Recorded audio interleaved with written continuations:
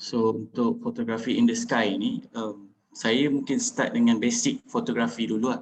Sebab basic fotografi ni memang perlu sebelum kita go for atau kita panggil dia aerial photography. So kalau basic fotografi macam biasa, kita kena tahu lighting, space yang betul, dan masa yang betul juga.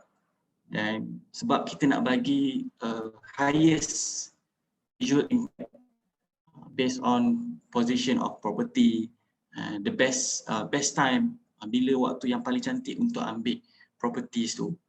So kita kena tahu lah bila sunrise, bila sunset ataupun masa di antara tu lah. And then kita akan blend foto yang sama dengan different exposure to create perfect image. Sebab kadang-kadang properties tu dia cantik masa sunset sebab dia punya kedudukan rumah tu, ataupun property tu cantik semasa sunrise. So kita kena daripada mata seorang tu yang ingin mengetahui basic fotografi, ilmu fotografi ni dia kena tahu lah. Okay. So sekarang ni dia fotografer kita dah boleh dapat senang lah kalau compare dengan masa dulu kan. Even sekarang pun handphone pun dah ada kamera yang canggih, dah boleh dapat beautiful image yang cantik. Tapi still lagi kita perlukan skill fotografer, perlukan macam DSLR, kita perlukan juga drone untuk dapat gambar yang cantik. Kenapa? So nanti saya akan share macam mana. Saya akan tunjuk contoh-contoh gambar yang saya pernah ambil. So contoh-contoh video, macam mana kita nak dapatkan high impact dalam gambar dan video yang kita nak ambil. So first kali sebelum kita start dengan drone ni, kita kena tahu dulu, kita buat research kita dulu. Kita tengok dekat area tu, property tu macam mana gambar orang ambil. So kita tengok, okay, kebiasaannya orang akan ambil gambar daripada tanah kan, daripada ground level. So dia akan ambil daripada depan, daripada side, bucu sebelah kanan atau bucu sebelah kiri, dan daripada tepi atau daripada belakang. Jarang-jarang orang ambil properties daripada atas ataupun daripada bird view. So kita nak dapatkan another perspektif yang berbeza, different perspective, so that kita boleh capture kita punya audience lah. And yang paling penting sebenarnya lampu lah, lampu, lighting. Kalau kita kat luar kena natural light tu kita kena tahu. So kita plan dulu, nanti saya ceritalah masa macam mana nak set up drone bila nak tahu. And then kita sepatutnya guna right lighting based on room situation. Kalau kat dalam, so kalau kat luar kita guna natural light. So pukul berapa kita special, kalau boleh kita kena elakkan, kena minimizekan shadow, ataupun kita lambakan sikit shutter speed kalau kat gelap. Lepas tu kita kena shoot straight lah. So macam mana nak shoot straight tu nanti saya beritahu pula. Saya akan terangkan satu-satu. And then kalau boleh kita kena remove lah. Kalau ada macam masa kita nak ambil gambar tu ada personal pictures, personal belongings dalam gambar kita tu. Yang kita tak nak ada pakaian yang tak sesuai ada, kita kena. So sebenarnya bila nak ambil gambar ni kita kena filter dulu apa yang kita nak ada dalam gambar tu. So baju yang sangkut dekat tingkap, baju yang sangkut dekat pagar ke, kalau boleh kita alih dulu baru kita ambil gambar. Sebab nanti dia akan distract lah pandangan audience tu. Ni kalau dalam rumah ni, tak apa saya skip. So ni saya skip juga. Ni untuk kalau dalam rumah. Okey, so kalau kat luar rumah pula macam mana? So dia ada dia punya apa tu, terms dipanggil curb appeal. So kita akan ambil gambar from different angles and kita decide apa best angle yang seterusnya. Then kalau kita tak ada drone, kita mungkin boleh guna selfie stick, kita boleh guna kereta kita, tangga ke kita naik dan kita ambil gambar tu daripada atas. And try to take photos on bright days. As well kita kena tahu pukul berapa kita nak ambil gambar. Kalau tengah hari tak sesuai. Tengah hari sebab satu, kalau keadaan yang terlalu terik, so gambar kita akan overexpose, dia akan pecah. So mostly kita tak nampak detail-detail yang sepatutnya kita nak tengok. Okay. Okay, kita kena tahu apa yang kita nak highlight. So kalau rumah tu ada beranda, so kita kena highlightkan beranda tu semungkinan as maximum as we could. So kita kena dapatkan high impact untuk gambar tu. Contoh, janganlah kita ambil gambar tu level. So level kita akan nampak flat je gambar tu. So apa yang kita sepatutnya buat, kita kena naikkan sikit view kita, pergi dekat sebelah kanan, bucu sebelah kanan macam saya buat ni, okay, bucu sebelah kanan dan kita ambil daripada sini, side sini satu, and then side sini satu.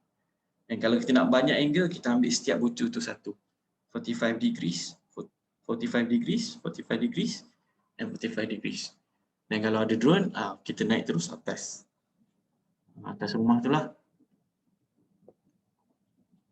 Okay, ni tak pusing sikit. Dan bila ambil pasal property ni, dia nak tahu space. So berapa luas rumah tu, dia tak boleh agak kalau kita ambil gambar daripada depan tepi.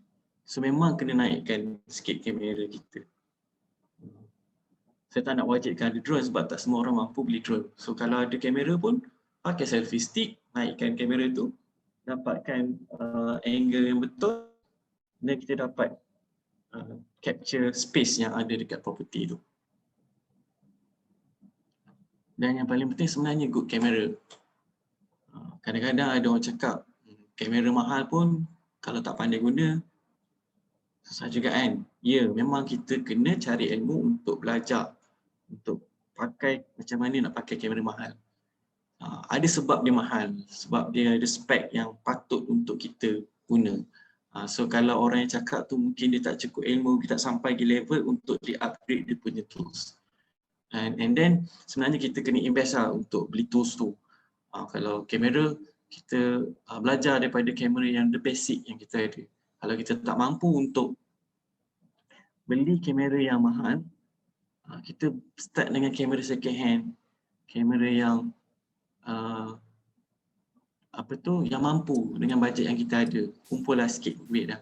Macam saya pun, saya start daripada drone yang kecil.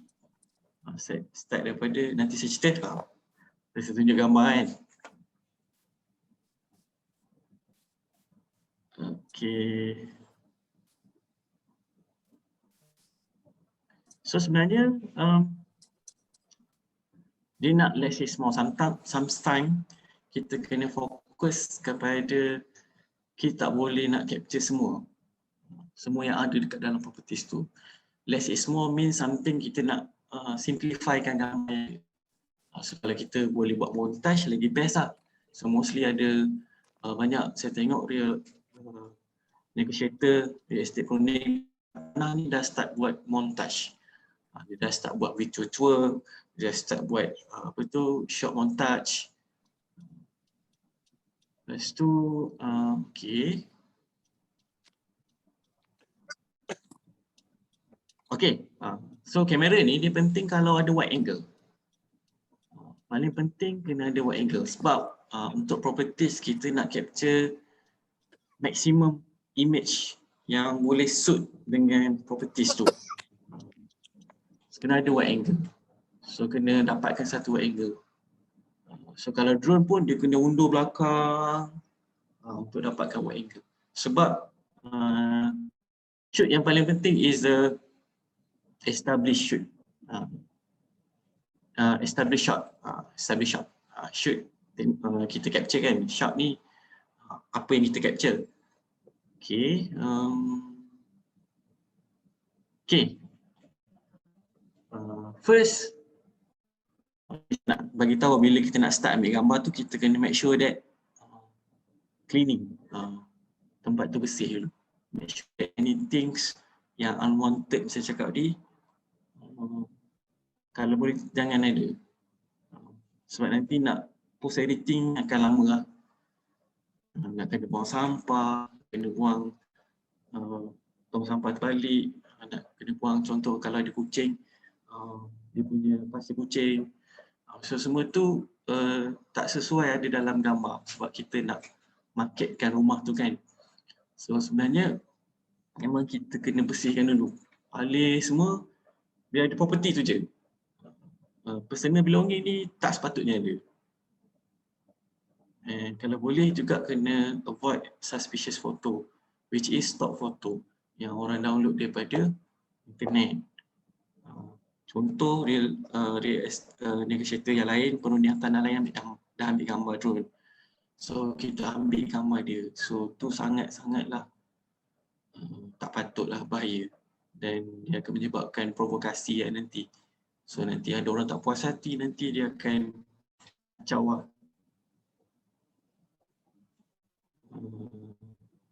Okay. Jangan banyak sangat juga gambar. Make sure kita tahu apa fokus gambar tu. Nanti terlalu banyak sangat, so dia akan lost interest. Maksimum 20 gambar je. And then sebenarnya kita macam buat storyline untuk gambar tu. Intro, biasa intro is establish shot. So establish shot, which is kita nak memperkenalkan dulu hartanah tu. So apa cara yang paling bagus untuk kita memperkenalkan hartanah tu? Dengan ambil satu side gambar daripada depan sebelah bucu sebelah kanan. Yang biasa orang buat lah. Tapi kalau tak mengizinkan sebelah kanan, kita boleh ambil sebelah bucu sebelah kiri. And then dia punya degree tu kena naik sikit. Jangan terlalu tinggi sangat juga, nanti akan nampak bumbung. So kita nak tadi yang ke appeal view tadi. Kalau boleh juga, kalau kat rumah tu ada rumah tu, sebelum kita shoot dengan drone, kita kena buka tingkap dulu. And then kita kena buka langsir dia.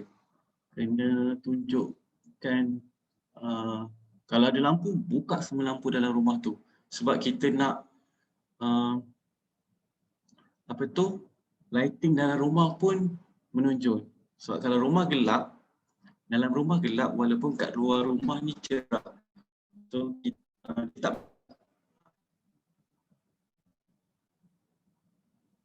Okey, jap.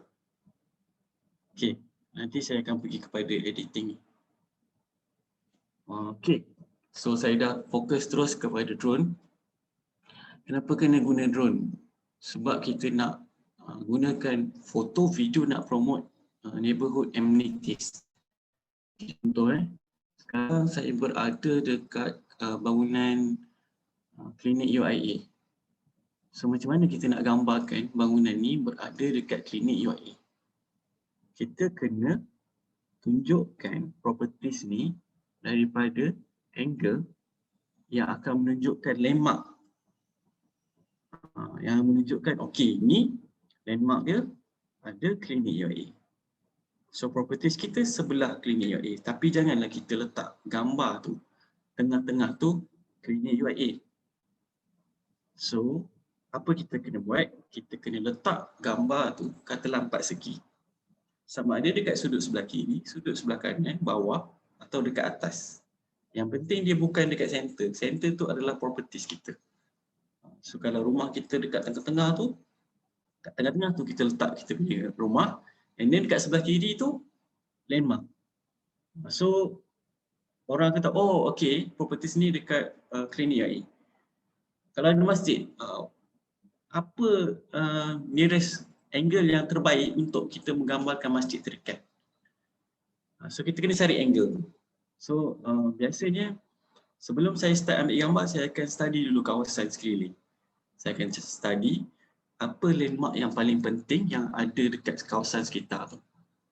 Nanti saya akan share gambar-gambar tu. So nanti akan pandang, akan nampak lah ni macam mana. Ni dia punya teori dulu. And then apa lagi ambil footage lah. Footage ni video. So kadang-kadang foto je tak mencukupi. Sebab video ni dia akan jadikan dia akan tak banyak lah, dia sikit sebanyak dia akan influence emotional bias tu untuk buy properties tu. So kalau fotografer atau videographer tu dah ada skill yang bagus, biasa dia mampu untuk tarik, dia capture eyes, dia akan capture perhatian, attention pembeli tu, buyer tu. Sebab dia akan buat gambar tu. Nanti saya tunjuk contoh-contoh video shot-shot yang penting lah. So sebenarnya buyer prefer detail info to the picture than set in the setting. So kita kena tahu apa yang kita nak gambarkan untuk rumah tu. Apa main point? Kata rumah tu ada beranda, rumah tu ada pagar yang cantik ke, rumah tu ada loteng ke, rumah tu ada wakaf kat tepi rumah ke. So kita kena tahu cara untuk susun semua important things tu dalam satu petak tu, dalam satu kita punya kotak kamera tu. Dan secara tak langsung juga sebenarnya kita boleh ambil gambar bumbung. Kadang-kadang gambar bumbung tak penting, tapi saya selalu dipanggil untuk ambil gambar bumbung. Kenapa kena ambil gambar bumbung? Pelik kan? Selalu kadang-kadang kalau saya free ada orang akan panggil company ke rumah ke developer panggil, boleh tak ambil gambar bumbung? Kenapa ambil gambar bumbung? Sebab bumbung bocor. So daripada atas tu kita tahu okey, kawasan yang bocor tu dia akan sedikit deteriorate lah, dia akan pudar sedikit kan, mungkin crack ke. So kita boleh capture gambar tu. So kalau bangunan yang tinggi, takkanlah kita nak suruh orang pekerja dia pergi naik atas, tingkat atas, pergi panjat bumbung. So tu satu yang bahaya kan. So biasanya dia akan guna drone untuk tengok kat bumbung. Kita boleh tahu bumbung rumah ni memang tak pernah maintain ke. So bumbung rumah ni pun mungkin cantik lagi. So boleh pakai lama lagi. Contohlah kan. Apa lagi? Dan ada juga orang guna untuk capture interior image. Kalau rumah tu besar tu, dewan ke besar, warehouse besar, dia akan pakai drone lah. Kalau kita nak gambarkan, sebab gambar yang cantik untuk properties is the widest angle yang kita boleh dapat sebenarnya. Lagi belakang kita boleh dapat, lagi bagus lah sebenarnya. Dan kadang-kadang sekarang orang dah boleh pakai 360 kan. 360 pun is one of tools untuk kita gambarkan keseluruhan view dalam properties tu.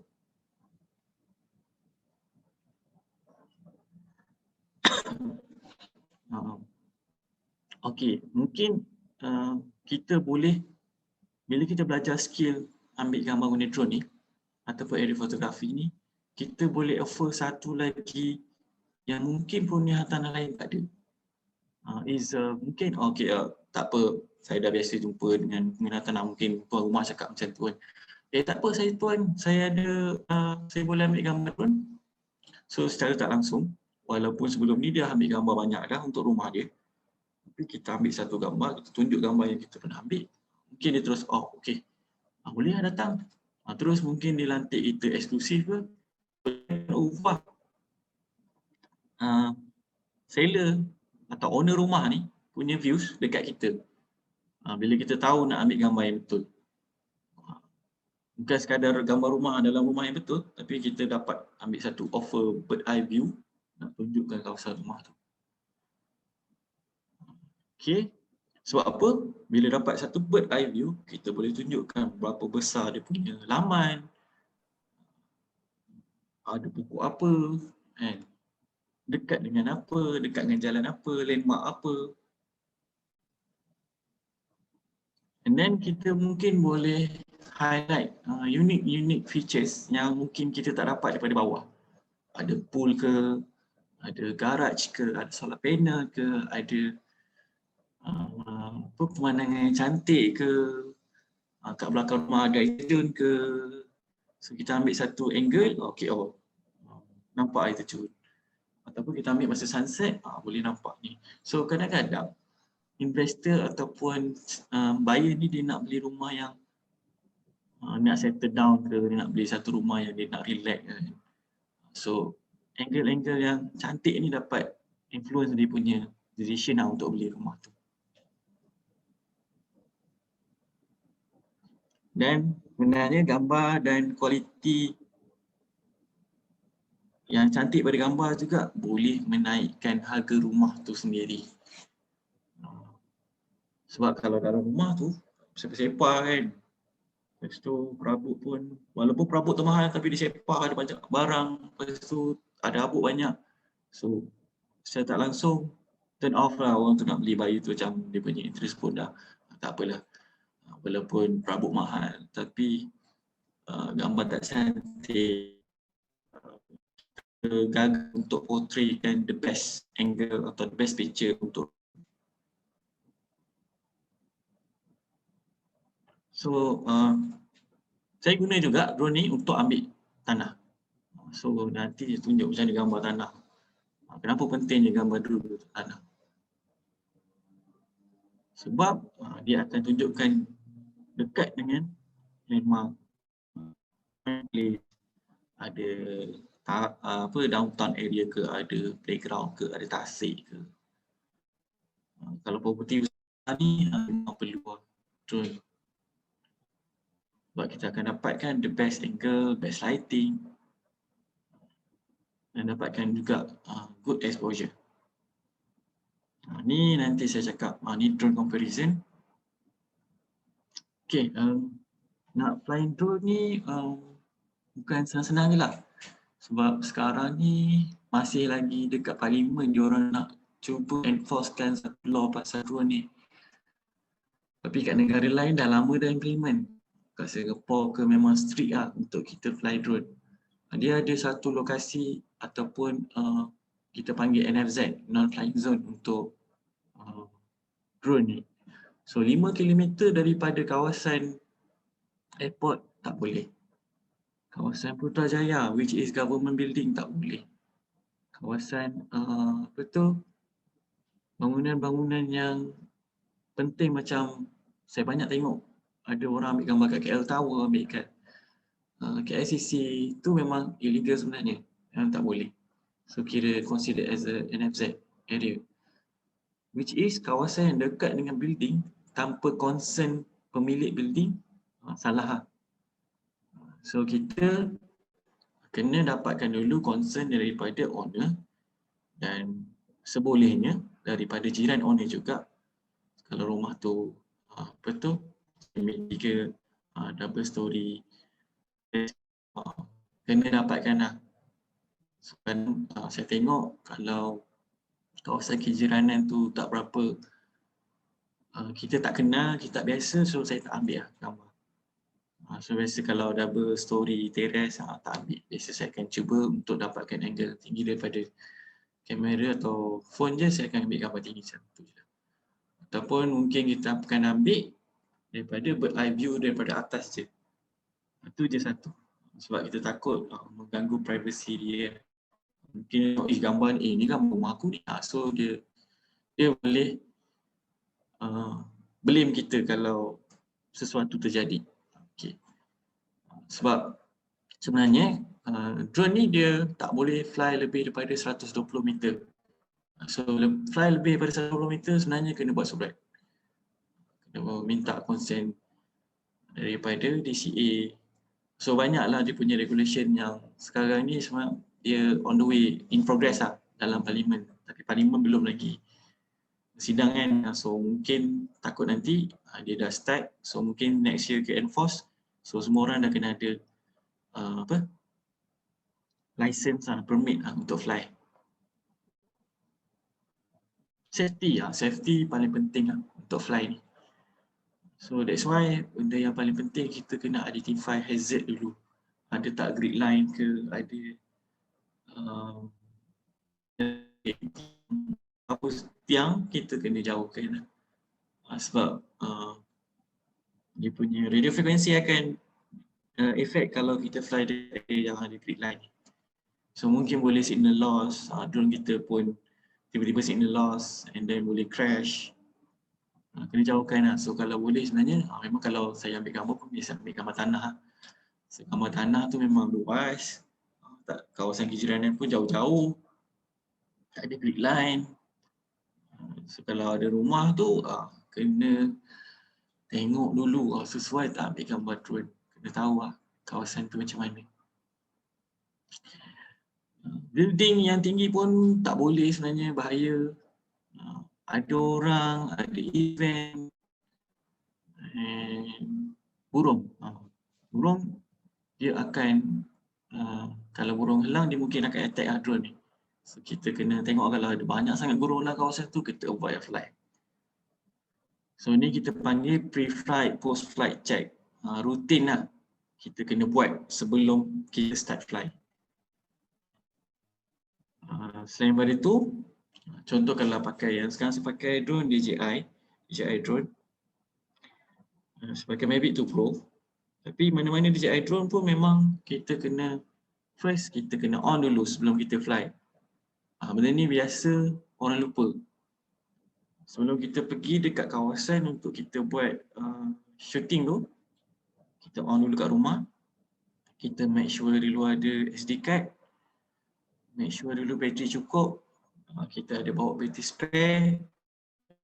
Bawa charger kita. So semua ni is a pre-flight check. Sebab apa? Bila kita on tu, kadang-kadang dia nak kita update.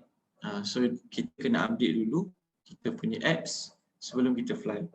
Sebab DJI dia akan minta kita update NFZ zone ni lah untuk kita elakkan. Sebab ada satu sekali tu saya pergi ke Pulau Pangkor. Pulau Pangkor tu sepatutnya tak ada airport. Tapi dia ada satu airport lama yang orang guna untuk kapal terbang kecil kan, yang bukan komersial lah. So saya tak tahu, saya just naik, saya fly. Apa jadi, saya punya drone ni masa saya fly tu dia tak update lagi, dia tak update GPS, dia slow kawasan tu tak berapa okey. Masa fly tu dia push saya punya drone pergi kat laut. Lepas tu dia patah balik. Dia stick dekat depan saya. So tu is the first experience saya terbang dekat kawasan FZ sebab saya tak tahu kan. Saya tengok, ni macam clear ni. Rupanya ada satu airport lama. Walaupun airport yang dah tak beroperasi, dia akan still detect dalam apps dan dia still akan force kita punya drone untuk landing. So kita kena check dulu kawasan kita nak pergi ambil gambar tu NFZ ke tak. Illegal ke tak ambil gambar kat kawasan tu. And then make sure kita tak terbang lebih daripada 110. Ni penting lah. Sebab mana tahu kita sampai ke kawasan tu, signal internet tak kuat. Kita akan buang masa setengah jam, sejam untuk update apps kat kawasan tu. Which is, dia dah tunggu, owner dah tunggu. Kalau kita pergi seorang tak apa. Okay. Kadang-kadang juga jadi bateri tertinggal. Pun sama, kita tak boleh fly. Selalu buang masa lah pergi balik tu. Ataupun backup charge. So charge bateri, ada bateri spare, bawa charger spare. Kalau boleh beli satu charger dalam kereta, bawa SD card. Make sure juga ada SD card spare, kod-kod full. Ni semua persediaan penting untuk fly. Apa lagi ya? Persediaan penting. Kalau boleh bawa guard. Propeller guard ni nampak macam tak penting untuk certain orang yang dah expert. Tapi bagi saya still lagi pakai propeller guard sebab satu, kita kita akan cederakan tangan orang kalau tak pakai private guide. Kot-kot kita tengah fly, sebab dia punya speed memang laju, speed drone tu memang laju. So dia punya blade tu boleh cause cut kat tangan kita, ke darah. So elakkan untuk, kalau boleh, kalau ada propeller guard, pasang propeller guard ataupun terbang dekat kawasan yang jauh daripada orang. Lepas tu buat pasang dia punya kat bawah tu dia ada, kita boleh letak dia punya ni lah, stand. Drone stand ni sebab bila nak landing, kalau kita landing dekat tempat yang salah, atas becak, kawasan pasir, lumpur, laut, habis drone tu memang rosak. So kalau kita tahu pun, dia landing pun bila kita ada stand dekat bawah tu, dia akan landing atas pasir. So pasir tu tak masuk dalam motor tu. So kena ada propeller guard, stand dekat bawah tu. So that dia akan extend height between drone dengan ground. Sebab bila drone ni nak landing, pasir-pasir debu-debu tu akan masuk ke dalam motor tu dan dia tak lama dia akan rosakkan juga drone tu. Okay, kita dah pergi kepada 5 best simple and easy cinematic drone shot. Okay, saya simplifykan shot ni kepada 5 je lah. So best simple ni, yang first is the pull away shot. So yang ni kalau dekat dalam GDI drone, dia ada dia punya intelligent move dia, features dia. Dekat quick shot tu kita just pilih drone ni. So drone ni tu sebenarnya, drone tu dia akan stick mula kat sini. Okay, and then dia akan move away. Dia ke belakang dan dia akan gain elevation. Makin tinggi. So sebenarnya dia akan reveal properties tu from close up, medium close up, ultra wide, bird view. Sebabnya dia nak revealkan apa saja yang ada dekat surrounding of the property ya. So yang ni kita boleh guna quick shot. Kalau DJI drone biasanya dia ada quick shot ni, drone ni dia panggil, ataupun kita tolak stick tu ke depan, ke belakang, dia akan terbang ke belakang. Ini kita kena tolak sikit untuk tolak ke depan belah kiri, tolak ke belakang belah kanan. So yang tu kena control, tangan kita ni kena biasa lah main dengan joystick tu. So nanti dia akan gain altitude dan dia akan revealkan properties tu. Okay, satu lagi, second is the POI shot. This is a point of interest. So yang ni ada dalam intelligent flight mode DJI drone juga. So sebenarnya dia akan dapatkan, macam dia akan scaling property itu sebenarnya. Dia ada juga quick shot lain, kita panggil circle. Tapi point of interest ni is better way lah untuk dapatkan view yang lebih cantik. Sebabnya, katalah kita ada satu properties, ni properties kita. So drone tu dia akan tawaf, dia akan go circle. Tapi ada sedikit dikit. So dalam 45 degree macam tu, so dia akan pusing.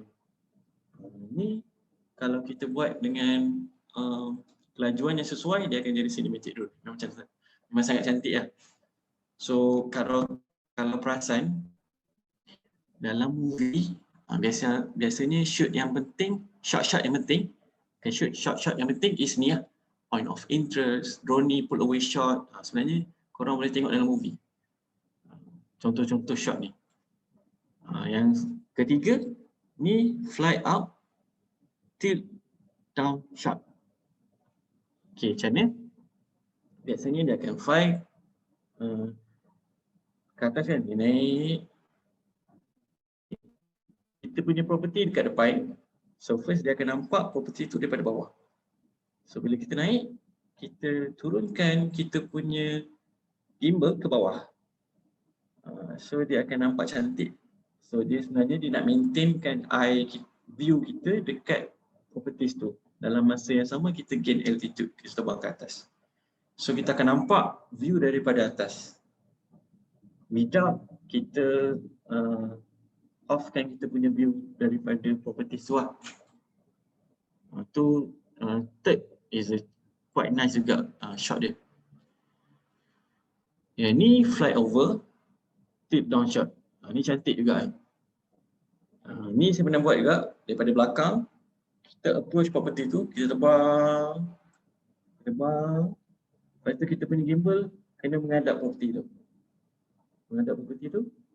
So daripada depan pergi ke atas. So kita akan melepasi property tu. Ni pun is quite nice juga shot ni. And the fifth is the low to ground tilt shot. Ni daripada so low to ground tilt shot ni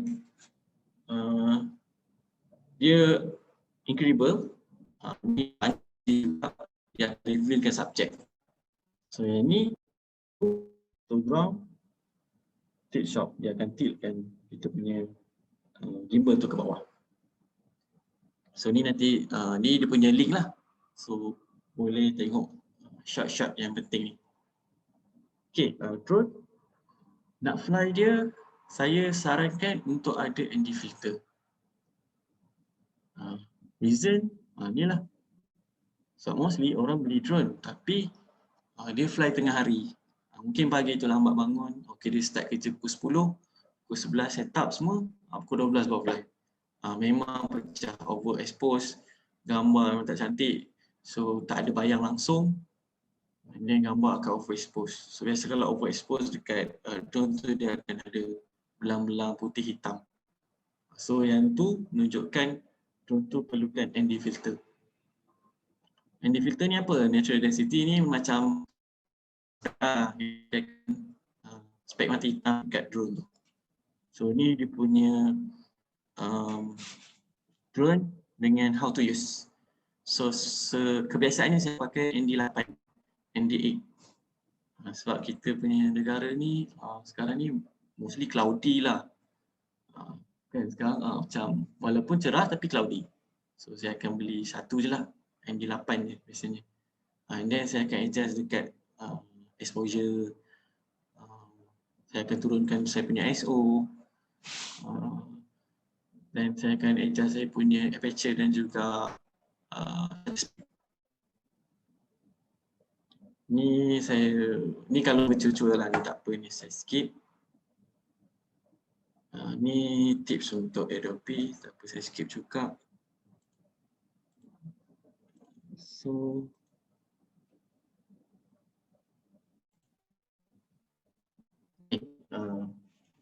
ni dia buat comparison chart. So macam mana kita nak start beli drone kan. So sekarang ni kalau DJI Spark ni harga dia mungkin dalam 1000, 1200 je. Tapi DJI Spark ni gambar dia memang cantik. Dia quite reliable juga. Dia lasak lah kalau compare dengan drone-drone lain sebab drone ni dia kecil. So dia macam beast lah, dia macam lebah. So tapi dia ada 2 axis je gimbal dia. Dia ada obstacle sensor depan dengan belakang, which is dia akan avoid kita punya drone ni untuk langgar obstacle. And dia punya drawback 60 minit je flight time. Kita baru nak set up, baru nak on, dah kena return back. So kita kena fikir macam ni. Drone ni dia akan fly RTH, dia akan return to home bila drone tu punya bateri dah sampai 30%. Which is kita fly and dia pada 30% kurang daripada 16 minit tu. Sebenarnya dalam 10 minit dah kena return to home dah. And then kita jangan expect return to home tu sekejap. Kalau kita fly dalam 2 kilo atau 1 kilo, dah lama nak patah balik. Plus lagi wind. So might as well kita kena fly within kita punya eye view je. And then maybe air ni First, dulu saya beli Spark and then saya upgrade pada Mavic Air. Mavic Air ni yang quite stable lah. Yang paling best lah bagi saya. Flight time dia pun tak terlalu lama, tak terlalu sekejap lah. Dan range dia pun 4 kilo. Saya memang tak pernah fly lebih daripada 1 kilo. Saya fly within 100 ke 300 meter paling jauh. Saya fly within ice view saja. Tak pernah lagi fly. Sebab satu, dia akan menyebabkan kita tak nampak. Kita fly blind. Kita fly dalam sebab dia bukan dia crash dulu baru detect. Macam tu lah. So sensor pun kita tak boleh nak rely 100% lah. So Mavic Air pun bagus. Mavic Air sekarang boleh dapat 1,500, 1,800. Spark boleh dapat 1,200 atau bawah 1,000 pun ada. Mavic Spark kalau check second hand boleh dapat 800. So but yang paling bagus, yang orang kata tengah-tengah yang cantik is Mavic Pro lah. Mavic Pro ni model lama. Tapi Mavic Pro pun dah cukup bagus sebab dia memang antara yang laju. Dia complete lah. Dia 3 axis and then 4K gambar. Dia 12 megapixel. Dan flight time dia 27 minit. So around 20 minit lah sebelum 30% return to home. Phantom ni drone yang besar yang masa zaman dulu lah. Yang dulu 5 tahun dulu dia orang pakai Phantom. Sekarang dah pakai Mavic Pro lah. Okay.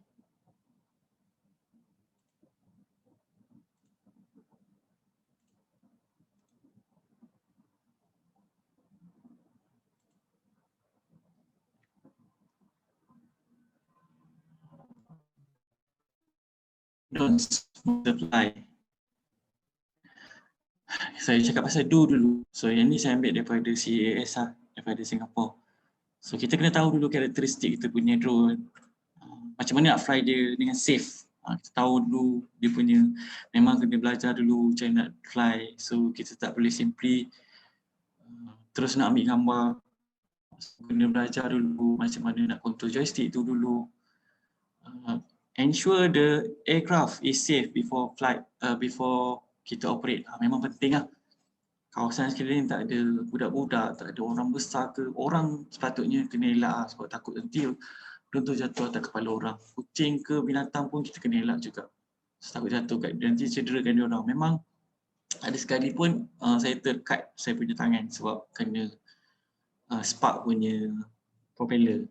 Yang darah buat dia punya propeller. Fly in a good visibility and weather condition. Jangan fly masa nak dekat hujan, jangan fly dekat laut. Boleh fly kat laut tapi kalau macam pagi je. Kalau petang memang windy lah. So kalau pagi, kalau nak pergi fly di laut, dekat dengan kawasan laut, pantai, waktu pagi. Sebelum pukul 10, sebelum pukul 11, sebelum matahari naik lah. So kalau nak cantik lagi, masa sunrise.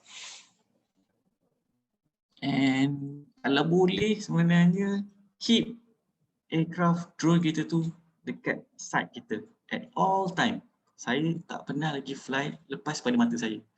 Saya fly walaupun nampak dekat screen kat mana, saya still lagi control drone saya menggunakan mata. Saya tengok juga dia pergi mana. Tu rahsia tak nak crash. So kalau kita tak amalkan memang satu hari kita akan crash jugalah. So saya memang so setakat ni alhamdulillah tak pernah crash lagi. Nasib baik lah. Sebab saya akan tengok okey dia kat mana dah. Okey kat mana. So janganlah sekali-sekali kita fly blind. Kita main fly, kita tengok kat skrin je. Sebab kita tak tahu apa yang ada kat surrounding ni. Boleh jadi burung, boleh jadi kapal terbang ke, bangunan ke, layang-layang ke, tali layang-layang ke, tak tahu. Biasanya kalau dah kena dulu, baru dia detect. Melainkan obstacle tu besar. Sebab sensor ni dia di-train untuk obstacle yang besar. Bangunan boleh dia stop. Kalau setakat wayar benang layang-layang, dia tak detect. So kita langgar dulu, crash dulu, barulah kita tahu, oh dah crash. So So memang kena keep eyes. And then keep a sufficient distance daripada orang, property, apa saja yang ada kat sekeliling tu.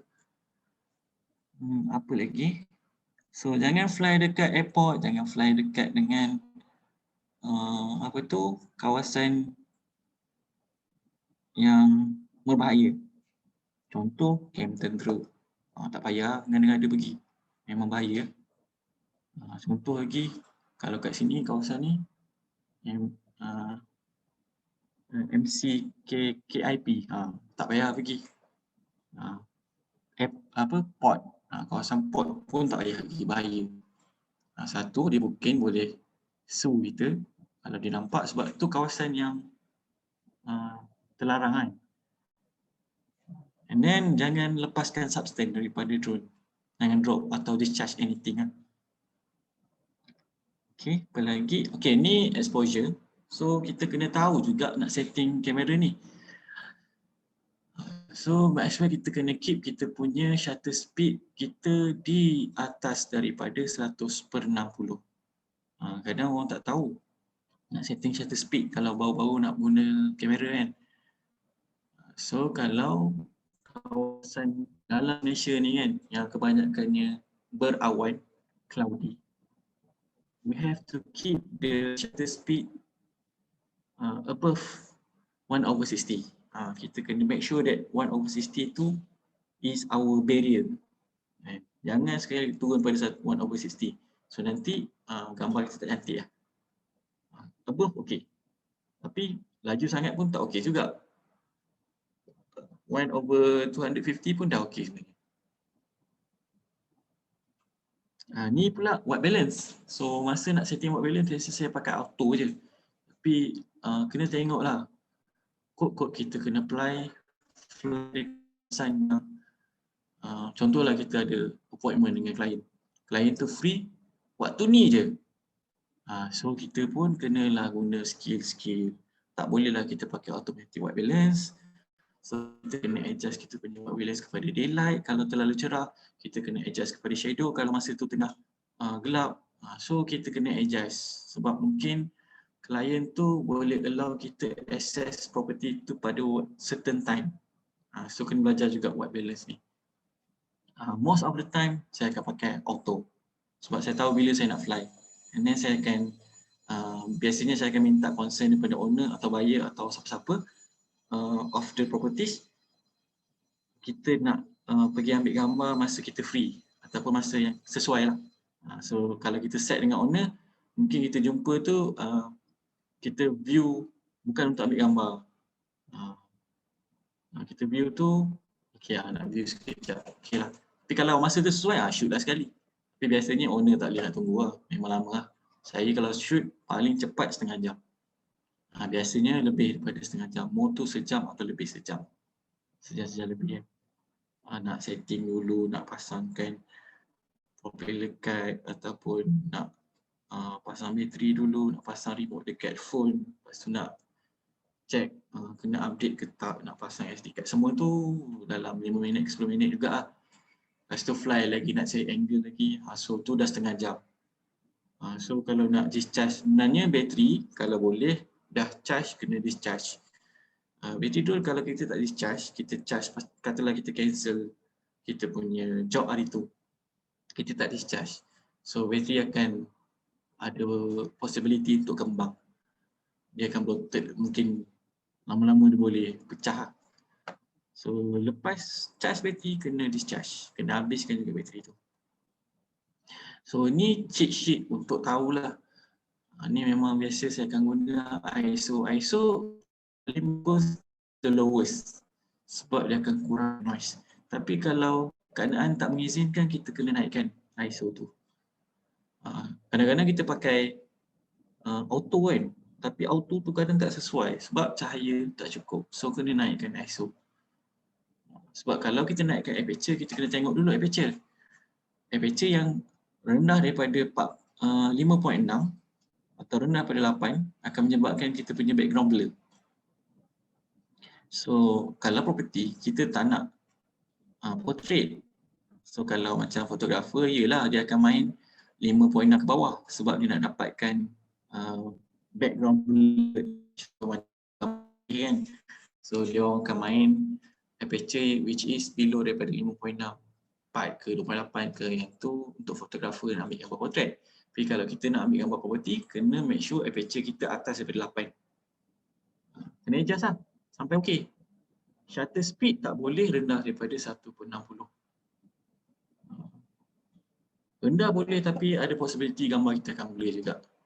Kot ada gambar yang ada objek yang bergerak, so gambar kita akan blur. So paling cantik kita letak sebenarnya shutter speed kena atas 100.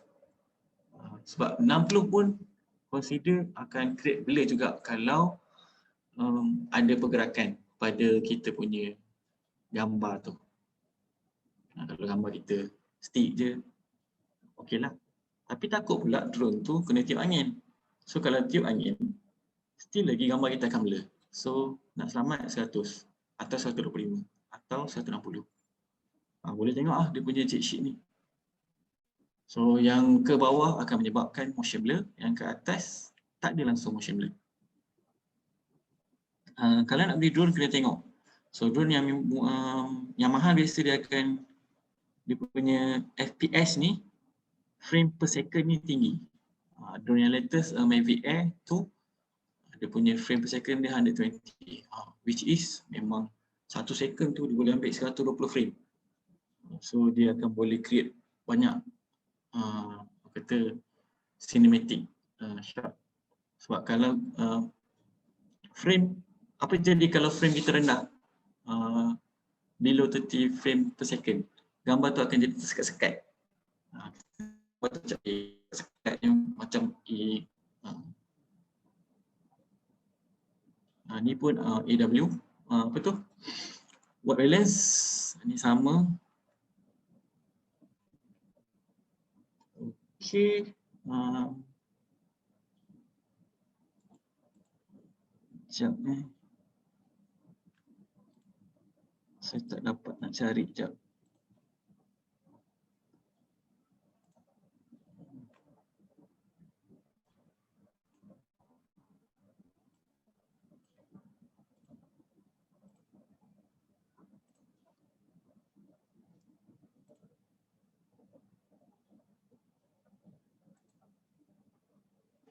Okey, so yang ni saya tunjuk comparison lah.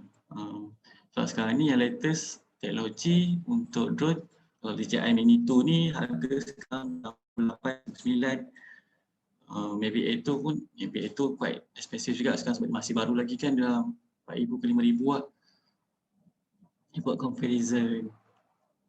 Which is yang ni Mavic Mini kecil, yang ni besar.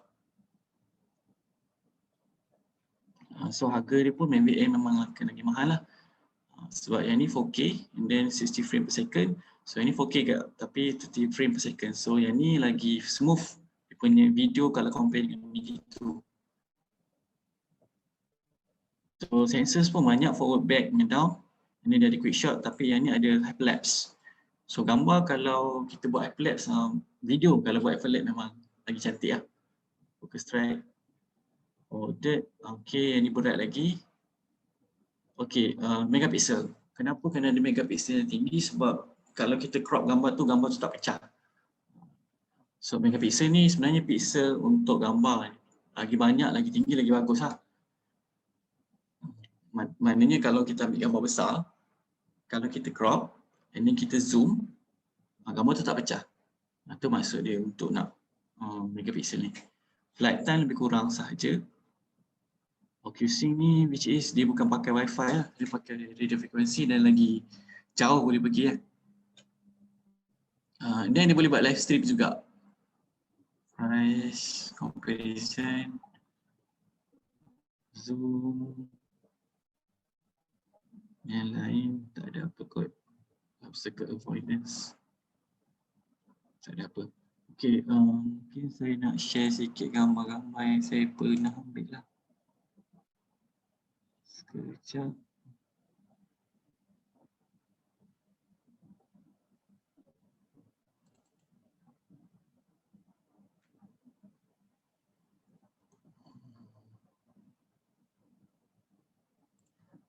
Okay. So yang ni gambar saya pernah ambil dengan Zaid. Okay, dalam gambar ni, kat sini kedudukan tanah Zaid tu. Dia nak jual tanah tu kat sini. Okay, reason dia kenapa saya ambil yang ni, sebab kenapa saya tak fokus kat tengah? Sebab sekarang ni, saya placekan gambar ni kat bawah ni, so dia boleh lukis satu petak. Kita boleh portraykan gambar ni. Lepas tu sebab saya nak ambil lemak, which apa yang berdekatan dengan tanah ni. Sebab tanah orang nak tahu ada tak rumah kat sekeliling, apa facilities yang ada, berapa jauh daripada masjid, berapa jauh daripada sekolah, berapa jauh daripada jalan besar. So ni cara nak portray lah. Okay, ni satu lagi cara, saya letak dekat sudut sebelah kiri. So kita boleh nampak lah depan tanah ni ada perumahan, ada jalan. Ni dekat jalan besar. Ni daripada atas, ni top view. So kita boleh tentukan sempadan dia.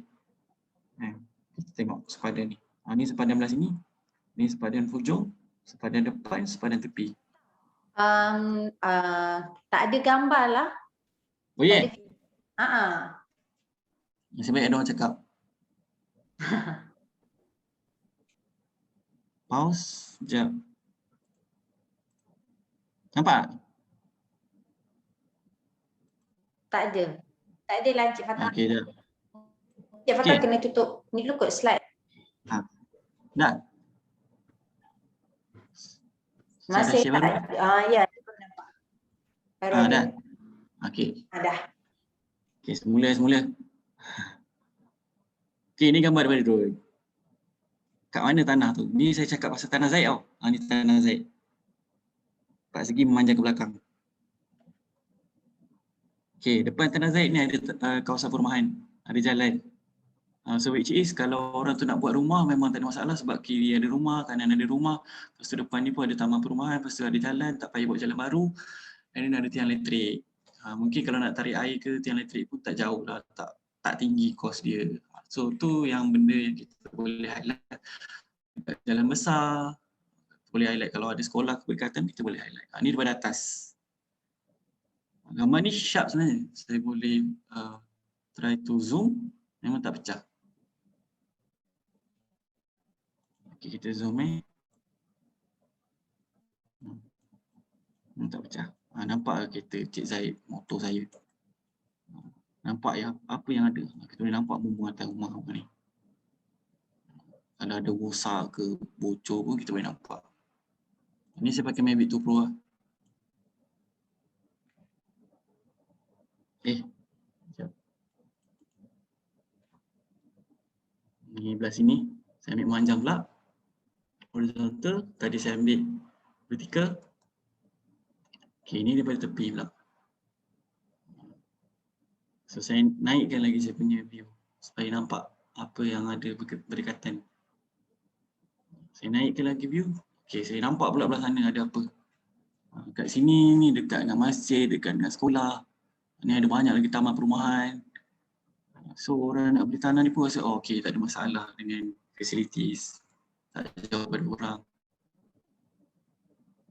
Okay, ni gambar-gambar lain lah. So ni pula gambar tanah juga. Tanah ni yang kosong ni. Ini kira close up lah. Ini saya consider gambar close up. Saya close up, kita ambil sebelah kanan. Angle macam ni. Angle yang 45 degree lah. Ke arah tanah tu dan sikit. Sebab kita nak nampak space. So kita boleh agaklah tanah di sana. So saya naikkan lagi saya punya drone. So dia jadi wide angle lah. Ultra wide lah. Okay. Saya naikkan lagi. Dari belah sini pula. Rumah apa yang ada berdekatan. Ni ada masjid dekat sini. Sekolah dekat depan lagi sekejap. Nampak sekolah. Ni tanah tadi, ni sekolah. Ni sekolah Mata Madak. Ni jalan Mata Madak tu lah. Ni sekolah Mata Madak, ni ada masjid kat sini. So ni cara kita nak highlightkan skill yang mungkin berbeza dengan perunding tanah lain lah. Sebenarnya boleh belajar, tak susah pun. Saya belajar ni dalam sebulan 2 bulan macam tu lah. Kalau nak jadi expert kena setahun 2 tahun. Okay, so saya tunjukkan lagi apa yang ada kat sana. Lagi. Highlight lah ni. Ni tanah tadi kan. Kena petakkan dia. Buat satu part segi kat situ. Kita highlightkan lagi. Apa lagi yang ada kat sekeliling. Ni top view. Di atas. Ni tanah juga. Tanah Cik Zaid juga. Ni tanah Cik Zaid tu. Kat bucu ni terus. So ni saya panggil close up lah. Close up shot. Saya ke belakang lagi. Saya tinggikan lagi. Ni daripada sini pula. So ni tanah tu. Apa dia yang berdekatan. Pun sama dekat juga dengan sekolah Mata Madat tadi. Dekat masjid.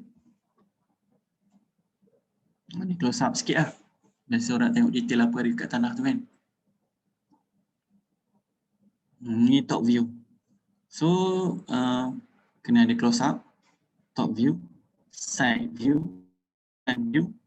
And then yang paling bagus kita cari landmark yang ada kat berdekatan lah. Ni daripada side. Tadi vertical ni horizontal pula. Kita bagi ni saya ingatkan sikit lah view tu. Ni sebenarnya 360. 360 ni kalau nak faham macam mana 360, sekejap saya kena buka page saya. Nampak tak? Ke tak nampak? Okey. Sekejap. Ni nampak. Okey, nampak So yang ni 360 view. Ni is another tools yang kita boleh offer dekat owner. Sekejap ada like sikit. Okay. So yang ni saya ambil gambar rumah rakit. Owner rumah rakit ni, so saya ambil gambar dia punya properties dia. So dapat nampak Sungai Pahang. Nampak kawasan sekeliling. Ini dia memang salah satu features yang ada dekat DJI Drone. DJI Drone is a 360 panorama view lah. So yang ni kita cari spot yang sesuai dekat atas properties tu, and then kita just tekan button tu je. Nanti dia akan buat kerja dia. Oh ya, tapi kalau nak upload dekat Facebook, dia ada cara lain lah. Ada cara-cara step-step dia untuk upload. Macam mana? Pergi kat ni. Ni Nadi Patch. Dekat Nadi Patch ni. Ni 360. Ada cara dia nanti. Upload je kat sini. Dia ada beritahu ni. So yang ni ini lain lah, lain kali lah saya cakap. Kan buang masa tu lah. So bagi tanah lain pula. Video. Ambil mana? Sekejap okay. Ni yang saya buat tadi. Salah satu ni. Okay. First, kita fokus kat kita punya tanah. Lepas tu kita tilt upkan kita punya gimbal kat atas. Dah tilt up. Lepas tu kita pan. Kita pan. Ni sekolah. Ni jalan. Saya tak langsung, dah dapat lah. Buyer dah dapat view lah. Kat mana tanah ni kan? Ni jalan. Ni kalau nak bagi satu video pun dah cukup lah.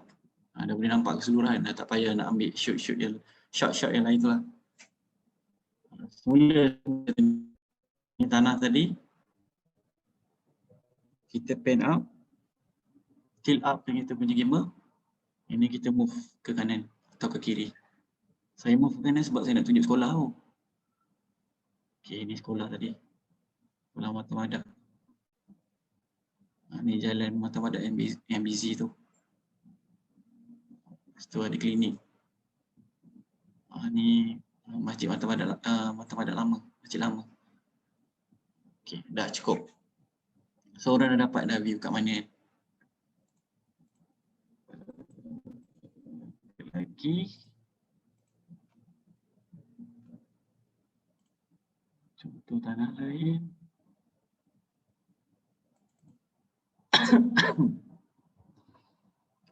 Yang ni tanah dekat dengan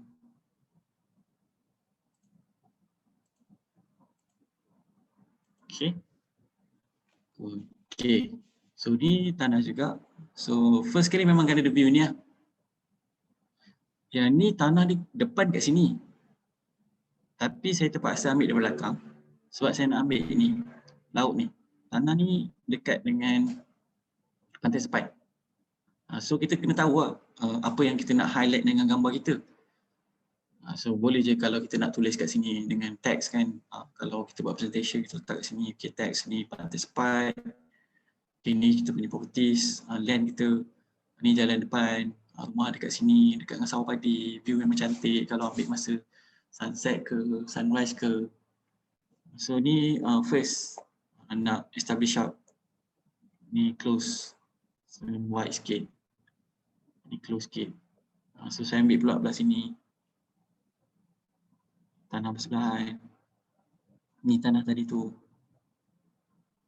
Okay. Ni top. Apa ada pada tanah tu, top. Make sure jangan terkeluar frame lah.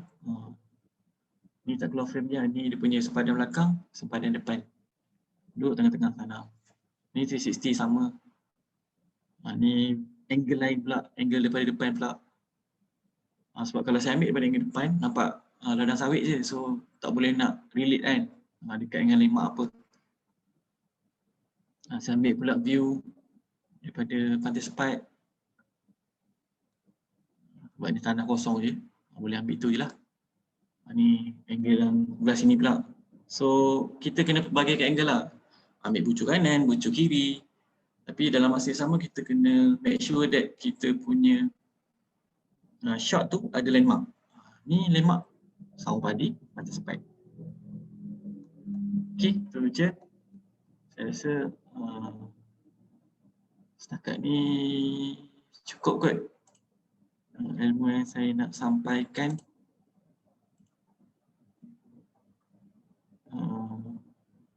Saya pass kepada Liza. Dah settle dah saya punya ni training hari ni. Mungkin kalau ada nak bertanya ke, tanya satu dua soalan yang saya boleh jawab, saya jawab lah.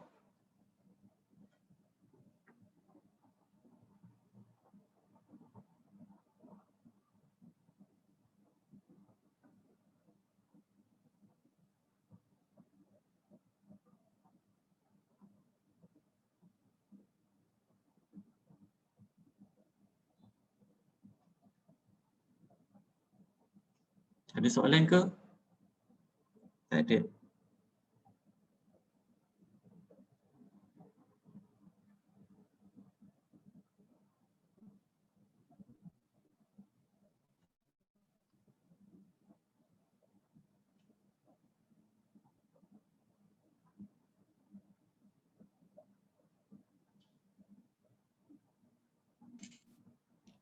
Okey, nampaknya dah habis ya Cik Fatah?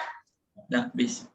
Okey, alright. So, jadi kita dah dapat dah banyak ilmu daripada Cik Fatah sebentar tadi. Oh, Cik Fatah, ada satu lagi soalan daripada Kristi T. Ada soalan? By doing the drone photo, have it helped much into your sales? So far sebenarnya saya tak ada skill lagi. Memang kita orang tolong, memang banyak, walaupun ada listing pun dalam ada 8 ke 10 listing macam tu. Tapi dia membantu untuk yakin owner. owner tanah ni. Sebab recently saya quite busy dengan saya punya PhD, so tak dapat fokus lah. Ni baru boleh orang kata nak start balik, buat cari listing balik, buat sale balik. Sebelum ni memang tak ni lah, tapi is a good tools lah untuk kita attract owner, buyer. With the quality of pictures, korang boleh tengok sendiri kualiti gambar tu kan. Sebab kalau kita ambil gambar tanah daripada bawah kan, kita just tak nampak apa lah, just nampak semak, nampak tanah depan tu. Kita je lah nampak kan, tapi kita tak tahu tanah tu kat mana.